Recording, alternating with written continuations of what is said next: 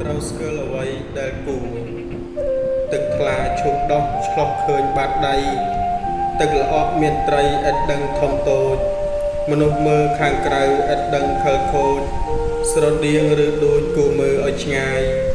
ល្អឆើតល្អគុណមុនស្នេហ៍ស័ក្តិសិទ្ធិរឿងពីប្រេងព្រឹត្តឥតគិតខ្វល់ខ្វាយ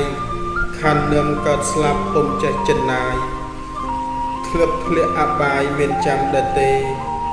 ចិត្តឥតខន្តីរហ័សខឹងក្រោតចិត្តអ្នកល្ងងឆោតឆាប់ជើពាក្យគេពេលហៅកុំទៅស៊ូនៅទំនេរស្អប់ពាក្យស្ដីជេរកុំនិយាយលេង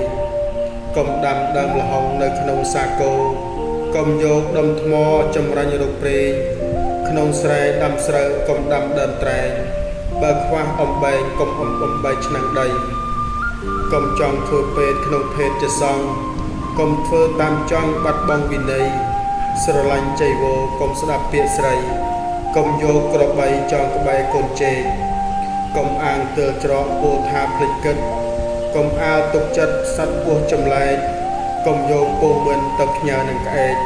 កុំចាំថ្ងៃស្អែកជីវិតមិនទីអំពើកុសលតម្កល់ឲ្យត្រង់កុំឲ្យលិចលង់បាត់បង់រូបរាង